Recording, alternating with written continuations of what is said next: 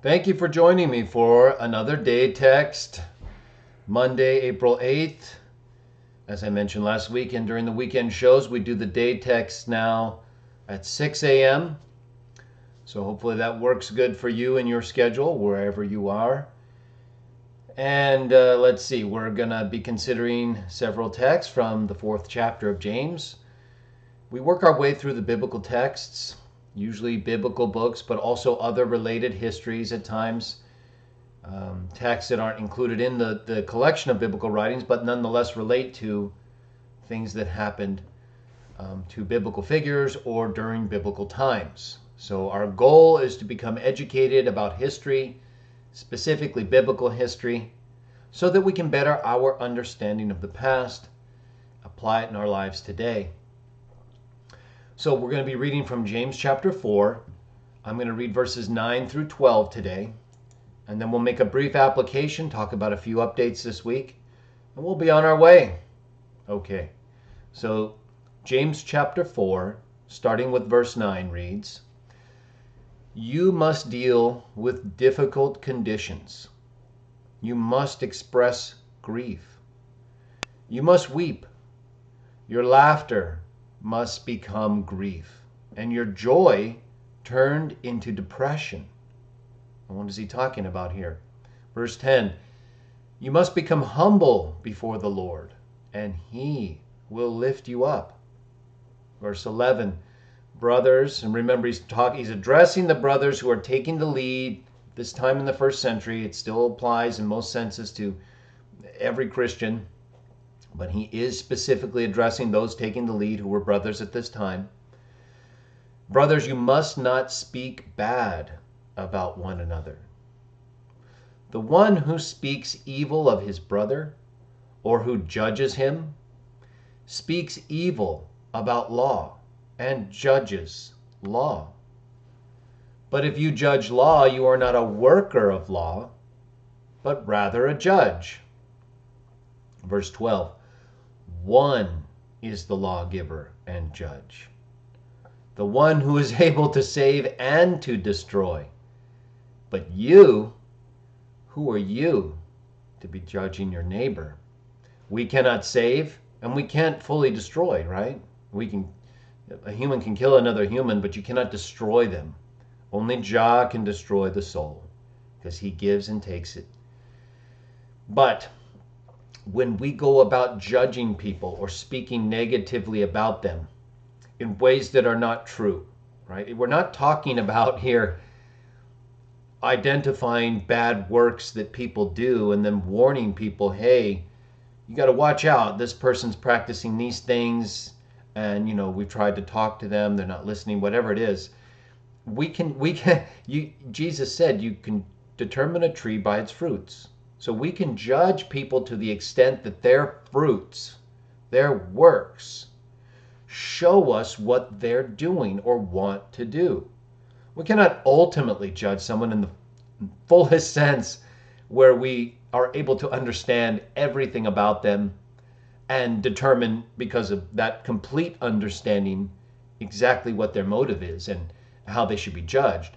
But the idea that we cannot judge people's works or see what they're doing and then make adjustments or stay away or get close depending on what they're doing, that's ridiculous. That's absurd. How would you be able to determine anything if you cannot judge someone by their works? That's the only thing we have to go by, because we can't determine what's in their hearts.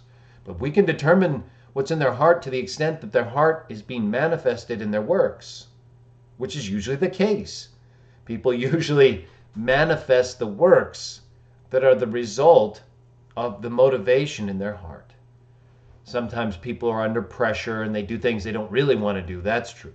And that's why we cannot ultimately judge someone, because there are those hidden things that we're not aware of.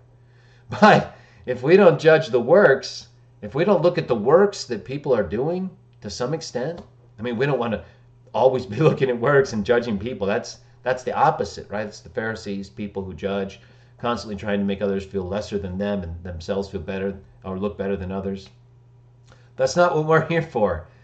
We're here to help each other, and where we have problems, where we're making mistakes or doing something that's hurtful to us or other people, we're not supposed to make it worse, by condemning others in ways that won't allow them to make amends. And if it's someone who doesn't want to make amends or who isn't interested in changing, and their actions are showing you clearly what their intentions are in terms of things you don't want to be involved with, well, then you have to make a decision about how you're going to conduct yourself around, or whether you're ever going to be around that person, depending on who they are and to what extent they're involved in your lives. Sometimes we have workers, co-workers, family, friends, people we have to be around. That's okay. That's what Paul says. We're in the world. We will be around people in the world. We ourselves will make mistakes like people in the world. We're not looking for that. We're looking for people who are aware of their mistakes, trying to do better, and when they fail or when other people fail, they want to help. Or if there's a really serious problem and they need to warn others, then they try to address people the proper way. So we're not to be the lawgiver and judge, right? We're not the savior. We're not the destroyer. We're supposed to be the lover, the Christian, the Jah follower, the one who realizes that we're all undergoing a great test, and that we all have frailties to one extent or another that make this life a challenge. So our goal as Christians should be to help each other get through these challenges, to fulfill our obligation to Jah by following Jesus and treating others the way we want to be treated. That's the whole purpose of our existence. Praising Jah, acknowledging Jesus since he's come, and treating others the way we want to be treated. That's it. There are other things, of course, but those three really are our primary objective, because if we fulfill them, then we really fulfill our obligation under the entire law that we're not under, but that Jesus says is fulfilled nonetheless, by praising Jah and treating others the way we want to be treated. And then by accepting him, we have the means of our salvation provided by Jah, who sent forth his Son as Savior of the world. 1 John 4:14. So let's keep these things in mind. We don't want to speak bad about one another. That happens enough, right? We get that enough from people in the world or people who don't support us. We don't need to add to the bad talk or evil things that are said about us. There's already enough, right?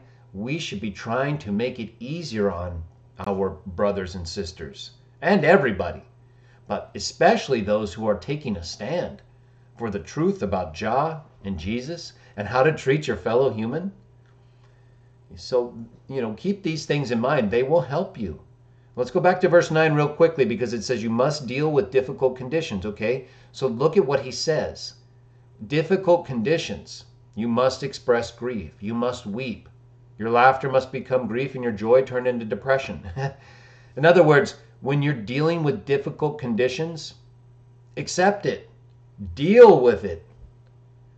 It's not always going to be the best circumstance for us to live in, because we're in a world that just isn't always the best to live in, especially when you take a stand for what is right. Then you're almost assured at some point to be tested in ways, but then you're also assured to be rewarded once you pass the test. Just like any other test, right? You practice, you work hard, you do the work, you pass the test, you get rewarded, and then you get a period of reprieve until the next test comes. It's just the world we're in. So the extent to which we can help each other pass these tests, that's what we want to do. We want to deal with our difficult conditions, become humble before Jah and Jesus. Don't speak bad about one another. Turn that around. If you have something negative to say about your brother, and it's not something you really need to address him or her over in terms of Matthew 18 type stuff, don't say it. Let them be. We're all struggling with different things. We need help. We don't need another judge. We already have one who's appointed another one, and that's enough. What we need to do is assist everyone to pass through this period of judgment. So I encourage you all to consider these things carefully. It's not always so much the deep technical stuff that's important. In fact, it rarely is. What's most important are these basic reminders, because these are the conditions we find ourselves in most often in life, right? Dealing with difficult conditions, needing to be humble, not speaking bad about others, and not judging our neighbors. These come up all the time in situations. So, whereas, how often do we really have to deal with things like the Trinity and stuff? Occasionally, I know. But what I'm saying is, this is more practical information that really will help us in more meaningful and enduring ways, especially as we're trying to build up our Christian association. This is what we need. This is what's going to make it happen if we can continue to follow these texts. So I thank you all for joining me again, and for our new start time during the week for these day texts. So it's actually a little bit light outside. I might be able to use natural lighting now that I have the 6 a.m. time. We'll see.